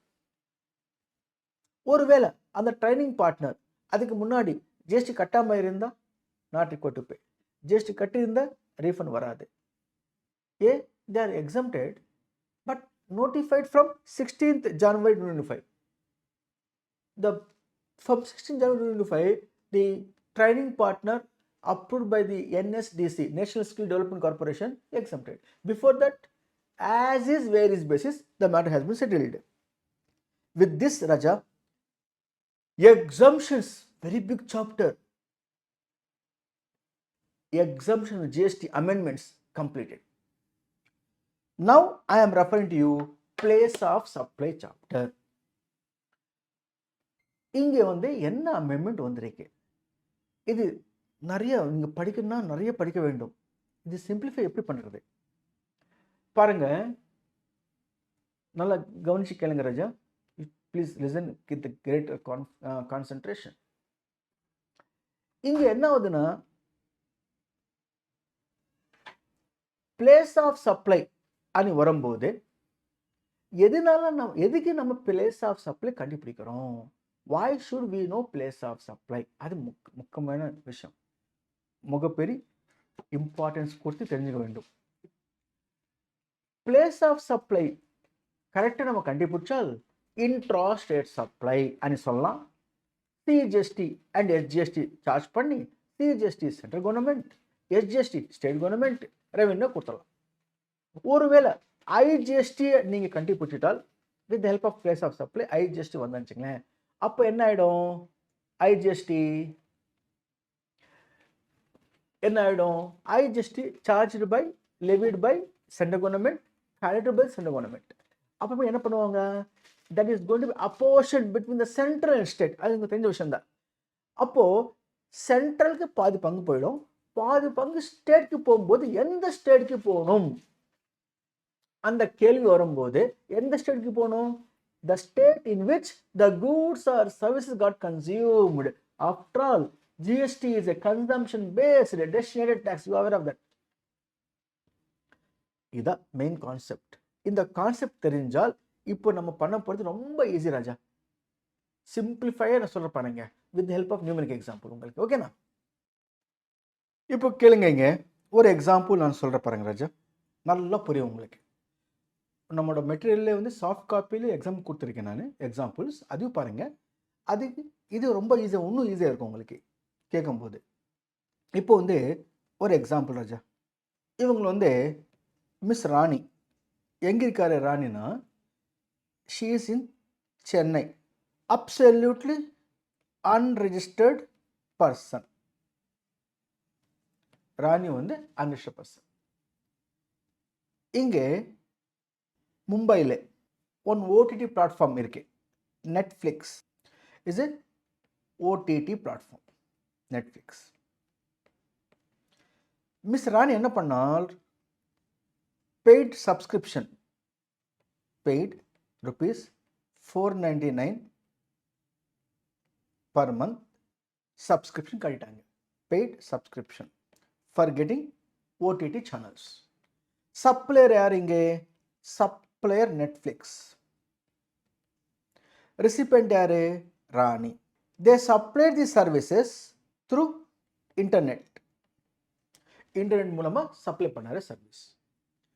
இப்போ இந்த வேல்யூ எவ்வளோ பார்க்கும்போது ராஜா only 499. என்ன அமெண்ட்மெண்ட் கொண்டு வந்திருக்காங்கன்னா, இவர் சப்ளையர் should issue invoice, கரெக்டா? supplier should issue invoice. Supplier should issue invoice by mentioning state name of the recipient irrespective of value of supply. Even 1 rupee இருந்தாலும் ரெசிபியன்ட்டோட நேம் இன்வாய்ஸில் மென்ஷன் பண்ண வேண்டும். இது அமெண்ட்மெண்ட். இந்த மாதிரி பண்ணதுனால என்ன ஆகிடும், இவருக்கு சப்ளையருக்கு வந்து what is the place of supply? It is as per section 12 subsection 2 of IGST Act. If the recipient address available in the invoice, the address of the recipient is the place of supply. Now the state name, Chennai na Tamil Nadu. The name of the state of the recipient is mentioned in the invoice. Appo place of supply goes to Tamil Nadu. Location of supplier engi kare, Mumbai, Maharashtra. Supplier in Maharashtra. Place of supply is in Tamil Nadu. In that case, is what type of supply? Interstate supply. Interstate supply. What is going to be applied? IGST apply. IGST will be levied by central government and collected by central government. After that, for example, இங்க வந்து IGST, for example, 18% of IGST on rupees 499. That means 500 rupees போடுவீங்களேன். 499 மேல 18% GST போடுங்க. 89 rupee 82 paise. மொத்தமாக வந்து 90 rupees போடுங்களேன். 90 rupees round figure. இந்த 90 rupees IGST என்ன பண்ண வேண்டும்? proportionate பண்ண வேண்டும் between central government and state government. Which state government here will get the revenue? Maharashtra state or Tamil Nadu state? Where the place of supply is taken place, where the service got consumed in the state of Tamil Nadu. Therefore, state government of Tamil Nadu will get the revenue. Central government also will get the revenue equally. How much? 90 rupees. ரெண்டா பாதியா பிரிச்சு கொடுக்கும்போது 45 ரூபாய் CGST, 45 ரூபாய் SGST. State government of Tamil Nadu 45 ரூபாய் revenue, 45 ரூபாய் central government as the revenue will get. So இதுதான் amendment. இதுக்கு முன்னாடி என்ன இருந்துச்சையான்னு சொன்னால், mentioning of state name, the address of the recipient not warranted if the value not exceeded rupees 50,000. பழைய provision got amended now. Irrespective of the value, services provided through internet, in that case, even 1 rupee இருந்தாலும் value, the recipient state should be mentioned in the invoice by the supplier. அப்படி பண்ணலைன்னா penalty விழுவணும். Is amendment. Got the clarity, my dear? With this particular place of supply concept also be completed. நீட்டாக உங்களுக்கு example கொடுத்துருக்கேன். Correct incorrect ட்ரீட்மெண்ட்னா என்ன, correct treatment என்ன நான் சொல்லியிருக்கேன் sir, நீங்கள் பார்த்துக்கோங்க சார் ப்ளீஸ். ஃபர்தர் அம்மா இது எல்லாமே இவ்வளோ இருக்கு. திஸ் பிளேஸ் சப்ளை சுருக்கமாக சிம்பிளாக சொல்லி முடிச்சுட்டேன் நான் உங்களுக்கு. This what the amendment taken place. Further input tax credit chapter வந்து அமெண்ட்மெண்ட். இப்போ இன்புட் டேக்ஸ் கிரெடிட் சாப்டர் என்ன அமெண்ட்மெண்ட் வந்திருக்கு நல்லா அழகாக நான் சொல்கிறேன் பாருங்க, நீங்கள் நல்லா புரிஞ்சுக்கலாம். சிம்பிளிஃபைடாக நான் சொல்கிறேன். லுக் அண்ட் அண்டர்ஸ்டாண்ட் மாதிரி, லாலிபாப் மாதிரி. இப்போ பாருங்க ராஜா, இன்புட் டேக்ஸ் கிரெடிட் சாப்டர்ல electronic commerce operator who covered under section 9(5). இது எப்படி சார் நம்ம புரிஞ்சுக்க வேண்டும்? இது மொத்தமே எப்படி புரிஞ்சுக்க வேண்டும்? இவ்வளோ இருக்கு. சிம்பிளிஃபைடு நியூமெரிக் எக்ஸாம்பிள் நீ படிச்சுக்கோங்க. நான் வந்து சுருக்கமாக சொல்கிறேன். With help of numeric example நான் சொல்ல போகிறேன்.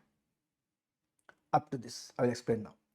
இதை பாரு, நம்மளோட சிம்பிளிஃபைடு மேனுவல் ப்ரெசென்ட் பண்ணும்போது I am explaining now to you for your kind consideration this provision. இது பாருங்க, ஃபஸ்ட்டு புரிஞ்சுக்கோங்க, இப்படி புரிஞ்சுக்கோங்க. இங்கே quick connect services private limited e-commerce ஆப்ரேட்டரே அவர். இ-காமர்ஸ் ஆப்ரேட்டர் வந்து liable to pay GST and forward charge on the commission. ஒரு 4 இடத்துல என்ன ஆயிடுதுன்னா 9(5)ல வருவார், செக்ஷன் 9(5)ல. அப்போ அங்கே வரும்போது என்ன ஆகுதுன்னா, இ-காமர்ஸ் ஆப்ரேட்டர் நீங்கள் தான் ஜிஎஸ்டி கட்டணும். என்ன சர்வீசஸ் அது? 4 சர்வீசஸ். ஒன்று radio taxi, any motor vehicle என்றால். Second one transportation of passengers என்றால். அந்த அப்புறமேட்டுக்கு வந்து ஹவுஸ் கீப்பிங் சர்வீசஸ், அப்புறமேட்டுக்கு வந்து restaurant services, housekeeping services and restaurant housekeeping services by uninsured person. Thereafter short-term accommodation services by uninsured person. நாலாவது point here வந்து cloud kitchen restaurant services. இந்த 4 கேசஸ்லேருந்து யார் ஜிஎஸ்டி கட்ட வேண்டும்னா இ-காமர்ஸ் ஆப்ரேட்டர் ஜிஎஸ்டி கட்ட வேண்டும். அவர் சப்ளையர் கிடையாது, ஆனாலும் அவர் கட்ட வேண்டும். For example, I am running a cloud kitchen business. What is that? I am bidding the order to through cloud. Means what? Through Swiggy, Buggy and all. So when I get an order through Swiggy, I am making the parcel make-up ready, and the Swiggy person will come and pick up that parcel and deliver the customer place. This happen, supplier யாரே நான், recipient யாரே customer. ஆனால் நடுவில் யார் வந்து யாரோட பிளாட்ஃபார்ம்ல நம்ம சப்ளை பண்ணுறோம்? ஸ்விக்கி. மீன்ஸ் இ-காமர்ஸ் ஆப்ரேட்டர் ஸ்விக்கிங்க. அவன் தான் ஜிஎஸ்டி கட்ட வேண்டும் 9(5)ல. அப்படி ஜிஎஸ்டி கட்டும்போது அந்த ஸ்விக்கி கம்பெனி வந்து என்ன ஜிஎஸ்டி ரேட் கட்டணும், எந்த rate applicable for the restaurant, அந்த ரேட் அவன் கட்டணும். As if he supplier of the restaurant services. அது கட்டும்போது செக்ஷன் 9(5)ல Swiggy should not avail the input tax credit. மொத்தமே கேஷ்லேயே கட்டணும். Sir, what about input tax credit availing by e-commerce operator? Avail பண்ணிக்கோ. எப்போ? You are providing services other this 4 category not covering section 9(5). In that case, you earn the commission, and the commission is going to pay the GST and forward charge. அப்போ உங்க input tax credit நீங்க ஃபுல்லாவே claim பண்ணுக்கோ அனே சொல்லி வராங்க. அந்த மாதிரி சொல்ல வராங்க. இங்க பாருங்க, quick connect services e-commerce operator அவன் என்ன பண்றார்? Outward supply, own supply means FCM, platform commission 2 lakhs, GST 18%, for example 36,000. And also they are paying on their inward supply RCM basis passenger transportation section 9(5)ல cover ஆகுது 5 lakhs, on which 5% GST 25,000. இப்போ இந்த 25% GST கட்டும்போது ITC நீ claim பண்ணக்கூடாது. இந்த amount நீ கட்டும்போது forward charge 36 rupees ITC can be utilized. Input service பார்க்கும்போது software subscription services, market expenditure, housekeeping services, office rent services, total GST paid 41,000. This 41,000 rupees ITC கீழே எடுத்துக்கோ. ப்ரொபோர்ஷனேட்லி ரிவர்ஸ் பண்ண வாங்க, மொத்தம் எடுத்துக்கோ. while paying the GST of 36,000. But while paying the GST of rupees 25,000 rupees, fully you have to pay by electronic cash. அதான் இங்கே சுருக்கமாக சொல்கிறேன் நான். இங்கே பாரு ராஜா, 9(5) சப்ளையர் இருந்து ஜிஎஸ்டி கட்ட வேண்டியது எவ்வளோ? 25,000. Cash only have to pay, ITC not allowed. மொத்தமாக கேஷ் பேமெண்ட் பண்ணி எலக்ட்ரானிக் கேஷ் லெட்ஜர். அப்புறமேட்டுக்கு ஓன் சப்ளை 36,000 rupees நீங்கள் அவுட் ஃபார் சப்ளை கட்டும்போது 41,000 உங்கள் கிரெடிட் இருக்கு இல்லையா, அதை நீங்கள் கிரெடிட் எடுத்துக்கோ. அப்புறமேட்டுக்கு still you have excess credit that can be carry forward. Enter ITC used how much? 36,000 out of 41,000. Therefore, the balance ITC how much will be there? Will be 5,000 rupees. That 5 rupees can be carried forward to the next month. Is amendment. Amendment means clarification. Further, coming to the other point. What happened in case of X works contract? X works contract first என்ன அது நம்ம புரிஞ்சுக்கணும். X works கான்ட்ராக்ட்னா என்னென்ன sir சுருக்கமாக சொல்கிறேன் பாருங்க. Like that I will explain. நான் வந்து seller of motor vehicle, Hero Honda bikes, Honda bikes I'm selling. Hero separate, Honda separate. Honda bikes, Splendor I'm selling. I'm a dealer. நீங்கள் CMA student என்ன shop வந்தீங்க, sir I want to buy Honda vehicle. I sir Splendor ரெடியாக இருக்கு, எடுத்துக்கோ. எவ்வளோ sir? 1,50,000. Okay sir, நீங்கள் கொடுத்தீங்க, நான் வித்துட்டேன். இப்போது வெஹிக்கிள் எங்கே இருக்கு? எனக்கு கடையில் இருக்கு. நான் உங்களுக்கு வித்துட்டேன்.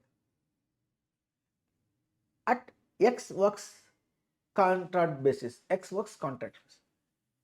நீங்கள் என்ன கேட்குறீங்க? சார் நீங்கள் அந்த பைக் வந்து தயவுசெய்து எனக்கு வந்து வீட்டுக்கு டெலிவரி பண்ணுங்க. அந்த டிரான்ஸ்போர்ட்டேஷன் சார்ஜ் நான் கொடுத்துறேன் சார். அப்படியா? ஓகே, நாங்கள் டெலிவரி பண்ணப்போ நான் என்ன பண்ணேன், டெலிவரி பண்ணி அடுத்த மாதம் டெலிவரி பண்ண உனக்கு. இப்போது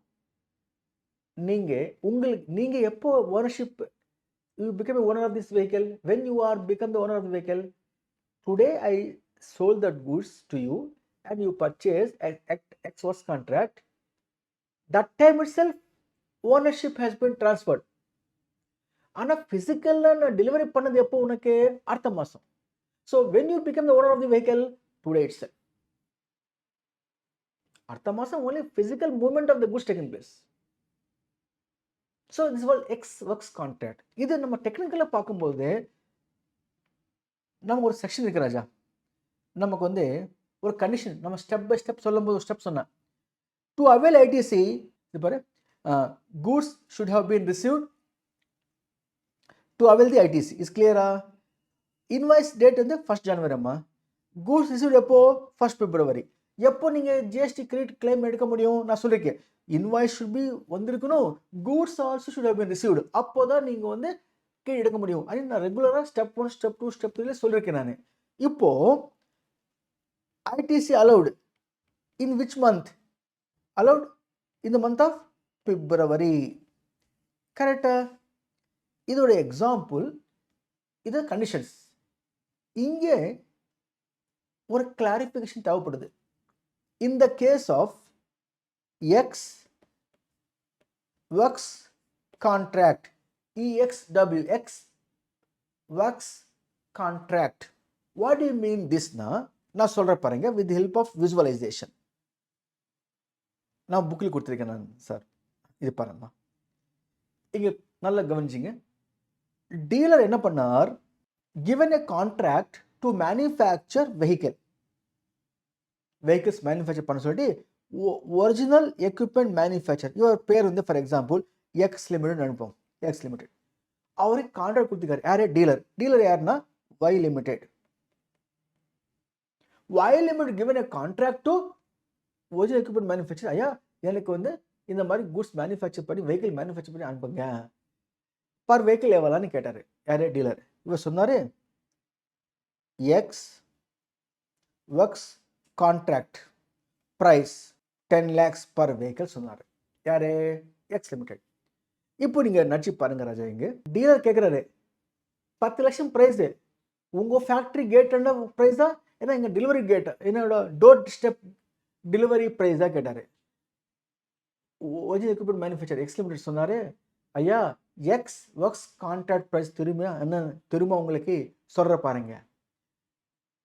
ஏன்னா ஃபேக்ட்ரியில் கூட்ஸ் மேனுஃபேக்சர் பண்ணிட்டு ரெடியாக வச்சிருக்கு, நீ என்ன ஃபேக்ட்ரிக்கு வந்துட்டு வாங்கிட்டால் அந்த price 10 lakhs, which is called as a X works contract price, X factory price. The price prevail at the factory get 10 lakhs. From my factory to your place, hey Mr. Y Limited dealer, is your expenditure. Okay sir. யார் சொன்னாரே? Dealer Y Limited. And place the order. இப்போ dealer என்ன பண்றாரு, இந்த vehicles வாங்கிட்டு விற்கிறாரு. Dealer இன் vehicles, இது dealer vehicle. Now இந்த vehicle load transported, handing over to the transporter at the factory gate 1st January 2025. Physically received goods 1st February 2025. இப்போ dealer want to avail ITC. ITC எந்த மாதம் கிடைக்கும் அவருக்கு?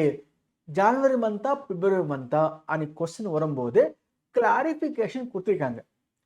In the case of X factory price, X works contract, the price prevail at the factory.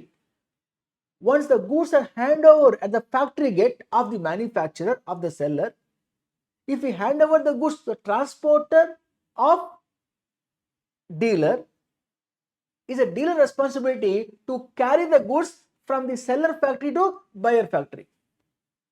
If so, the ownership to the buyer shifted on 1st of January when the goods are handed over to the transporter of Y Limited. Therefore, dealer can avail ITC. ITC allowed in which month? In the month of January 2025, the moment the goods are handed over by the seller to the transporter of the buyer at the factory gate of the seller. That time itself, ownership has been shifted. The dealer can avail the ITC in the month of January itself, not required to wait in the month of February to receive the goods to avail the ITC. This is what the clarification given by CBIC in the case of X works contract where the supply of the goods takes place. Physical receipt of the goods not required to avail the ITC because the ownership shifted when? At the time of handing over seller's factory, the goods hand over to the transporter of the buyer on what date? 1st January 2025 is a deemed receipt of the goods. Hey, Mr. Buyer, namely Y Limited, you can avail ITC in the month of January itself, not required to wait till the receipt of the goods physically. ஆனால் இங்க ஃபர்தரா clarify பண்ணிருக்காங்க, ஒருவேளை அந்த goods போய் சேரல, ITC not allowed. நடுவில் goods got destroyed, ITC not allowed. நடுவில் from seller to buyer place goods போகும்போது somebody stolen, then ITC not allowed to the buyer. Is clear, my dear friends? Already avail பண்ணியிருந்தா என்ன பண்ணணும்? Reverse பண்ணணும். With this, ITC chapter is completed. Now moving on to the furthermore registration under the GST என்ன amendment வந்திருக்கு? very simple amendment in the GST registration chapter, my dear. இங்க பார்க்கும்போது பாருங்க, temporary identification number tin யாருக்கு இது தேவைப்படும்? நான் சுருக்கமாக பாருங்க, எக்ஸாம்பிள் சொல்கிறேன் சார். ஒரு அட்வான்ஸாக சொல்கிறேன் சார், கொஞ்சம் அட்வான்ஸ் கான்செப்ட் இருக்குது இதில் சொல்கிறேன். நான் என்ன பண்ணிட்டால் as a cost accountant, as a consultant, as a GST consultant நான் என்ன பண்ணிட்டான், ஒரு நல்ல டேக்ஸ் பேயர் எனக்கு கிளைண்ட்டாக வந்தார். நான் ஒரு அட்வைசர். நான் என்ன பண்ண தெரியுமா, ஐயா டேக்ஸ் பேயர் ஜிஎஸ்டி கட் பண்ணி டேக்ஸ் கட்ட போறியா, எவ்வளோ கட்ட போகிற நீ என்ன கேட்டேன். சார் 2 crores கட் பண்ணியிருக்கேன் சார், நான் கட்ட போகிறேன் சார். நீ என்ன பண்ணிட்டு அந்த 2 crores ஒரு 20 lakhsக்கு டேக்ஸ் நீ கட்ட வேணாம், பேலன்ஸ் 180 lakhs நீ கட்டு, 20 lakhs பிடிச்சி வச்சுக்கோ, நீ கட்டாது, நான் பார்த்துக்கிறேன். As a master mind, as a kingpin, I told to my taxpayer not to pay the tax 20 lakhs. Very good. Not to pay 20 lakhs. So, our client கேட்குறாரு, என்ன பண்ணணும் இந்த 20 lakhs நான் வச்சுட்டு? நான் சொன்னேன், இது பண்ணேன், அந்த அதில் வந்து 10% 2 லட்சம் என்னை பேங்க் அனுப்பிவிட்டேன், 12 லட்சம் நீயே வச்சுக்கோ, கட்டாதே, நான் பார்த்துக்கிறேன் అని சொல்லிட்டு ஒரு நல்ல டேக்ஸ் கட்டுற அவருக்கு நான் வந்து diluted my using my knowledge, I dilute the attention of the tax payer. நீ கட்டாது, நான் பார்த்துக்கிறேன், 2 லட்சம் மட்டும் என்னை பேங்க் அனுப்பிவிட்டு 18 lakhs நீ வச்சுக்கோ. அந்த மாதிரி நான் வந்து என் டேக்ஸ் நானோட டேக்ஸ் பேயருக்கு அட்வைஸ் பண்ணிவிட்டு I got benefit. How much? 2 lakhs. My turnover as a tax consultant only 8 lakhs. Therefore, tax consultant not got registered. Is கிளியரா? அப்புறமேட்டுக்கு என்ன ஆச்சு ராஜனா, டிபார்ட்மெண்ட் பார்த்தாங்க, இந்த டாக்ஸ் பேயர் 20 lakhs டேக்ஸ் கட்டலையே சொல்லிட்டு they sent a notice to him. ஏய் எங்கே இருக்க நீ, 20 lakhs கட்டாம ஜிஎஸ்டி ஏமாத்துறியா அப்படின்னு பிடிச்சிட்டாங்க அவனை. அவன் என்ன சொன்னார், சார் ஒருத்தர் இருக்காரு சார், அவர் தான் சொன்னார் சார் கட்ட வேணான்னு சொல்லிட்டு, அதனால நான் கட்டல சார், இல்லை கட்டிருப்பேன் சார் அப்படின்னு சொல்லி அவர் வந்து கத்துறாரு, கிரைங், அழுகிறாரு. டிபார்ட்மெண்ட் ஆஸ்க், யார் அவன்? இங்கே உட்காருக்கார் sir, mister one tax consultant. அப்படியா, நீ எப்படி சொல்ல முடியும், அவர் தான் சொன்னார் சொல்லிட்டு. சார் அவர் என்னோட பேசும்போது என்னோட ஆஃபீஸில் சிசி கேமரா ரெக்கார்ட் ஆகி பாருங்க வித் வாய்ஸோட. அப்புறமேட்டுக்கு அவர் ஆல்சோ காட் பெனிஃபிட் சார். எவ்வளோ தெரியுமா, 2 லட்சம் நான் கொடுத்தேன் சார். ஓகே, பேங்க் அக்கௌண்ட்டு, இது பேங்க் அக்கௌண்ட்டு, அவர் அக்கௌண்ட் அனுப்பிவிட்டேன். அவரோட ஃபீஸ் 2000 இருந்தால் சார், ஆனால் 2 லட்சம் கேட்டாலே நான் கொடுத்தேன் சார். அவன் தான் சொன்னார் சார் எனக்கு இந்த மாதிரி பண்ண சொல்லி, அதெல்லாம் நான் பண்ணிட்டேன் சார். ஆனால் ப்ராப்பர் ப்ரூஃபோட taxpayer given the information to department. அப்போ டிபார்ட்மெண்ட் கேட்குறேன், ஐயா consultant where are you come, you got a பெனிஃபிட்டா? நான் எடுக்கல, பெனிஃபிட்டே கிடையாது, நான் எடுக்கலையா? இதை பாரு, அவன் கிளைண்ட் ரொம்ப knowledgeable person than you. He taken your conversation with the taxpayer in a 4K ரெசல்யூஷனில் ரெக்கார்ட் ஆகிருக்கு, உங்கள் வாய்ஸை நீ எல்லாமே வந்திருக்காங்க. அப்புறமேட்டுக்கு அந்த மாதிரி பண்ண சொல்லிட்டு 2 lakhs கேட்டிங்களா நீங்கள், உங்கள் பேங்க் அக்கௌண்ட் வந்துருக்கு பாருங்க கீழே 2 lakh rupees, உங்கள் ஃபீஸு 2000, ஆனால் 2 lakhs அவரே கொடுத்தாரு உனக்கு. நீ தான் சொல்லிட்டேன் 20 lakhs ஏமாத்து, 2 lakhs எனக்கு கூட 8 months நீ வச்சுக்கோ நீ சொல்லிட்டேன் இல்லையா? இது ரெக்கார்டிங் 4K ரெசல்யூஷனில் இருக்கு. You got caught. That means this consultant, a mastermind, a kingpin, is caused the revenue loss through taxpayer, but he is not a rich person. இப்போ அந்த மாதிரி இருக்கும்போது அந்த மாதிரி ரிஜிஸ்ட்ரேஷன் அந்த மாதிரி ஒரு டாக்ஸ் கன்சல்டன்ட் மேலே எதாவது நடவடிக்கை எடுக்க முடியுமா? எடுக்கலாம். டிபார்ட்மெண்ட் சொல்கிறாங்க, ஹே mister consultant, you are liable to pay penalty under section 122 subsection 1 capital A. எவ்வளோ தெரியுமா? 100% of the tax what evaded and you got benefited. How much tax evaded? 20 lakhs. Out of which you got benefit how much? 2 lakhs. 2 lakhs நீ penalty கட்டே. Okay sir, நான் கட்டுறேன் sir, இது மேலே இந்த மாதிரி தப்பு பண்ண மாட்டேன் சார். ஓகே, penalty கட்டு. இப்போ நான் penalty கட்டணும்னா 2 lakhs to department, how can I pay? I'm an unusual person. In that case, the law here said a temporary identification number has been brought. Temporary identification number. That means you were registered in the GST temporarily. By getting temporary identification number, pay the penalty. Thereafter, the registration will get disappeared. Now, got the clarity? This is called temporary identification number. The rest of the things are there. With the example, you really understand. Is clear?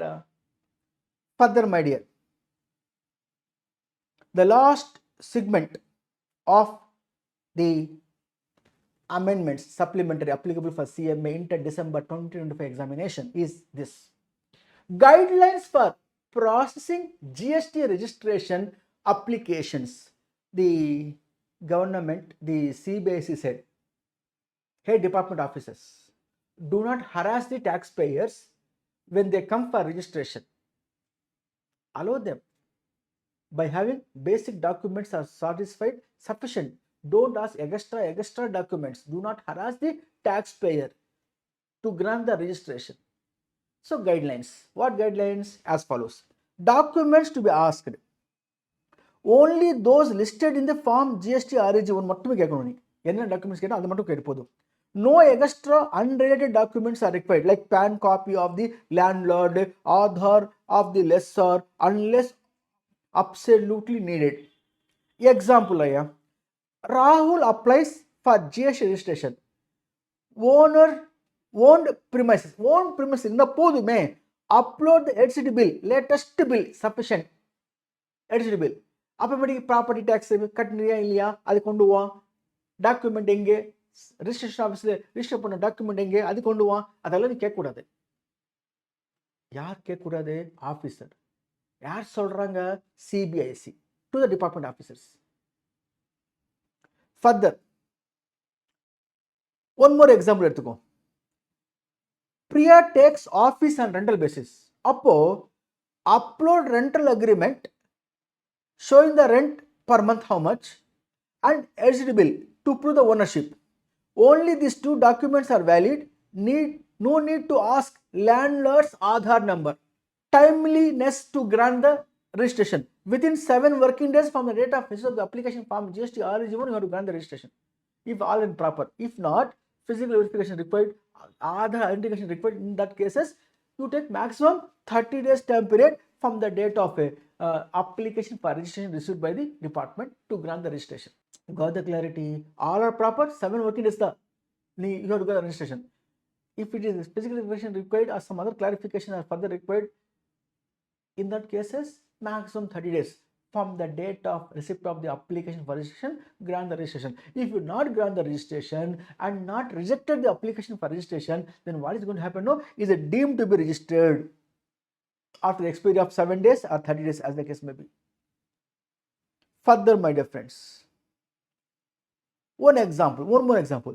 If Rohit applies with proper rent agreement plus LCD bill, officer cannot ask, give your Aadhaar plus Aadhaar of landlord under the DC or AC approves, unless, that means officer superintendent should not ask to give furthermore information, unwanted information, unless it is authorized to ask by the DC or AC, Deputy Commissioner, DC, AC, Assistant Commissioner. அவன் சொன்னா நீங்க வந்து extra document கேளு, தப்பு கிடையாது. For granting the registration. Is clearer, my dear friends? That's it, my dear. With this, amendments supplementary applicable for our CMA Inter December 2025 ends. All the best for exams. Thank you to one and all.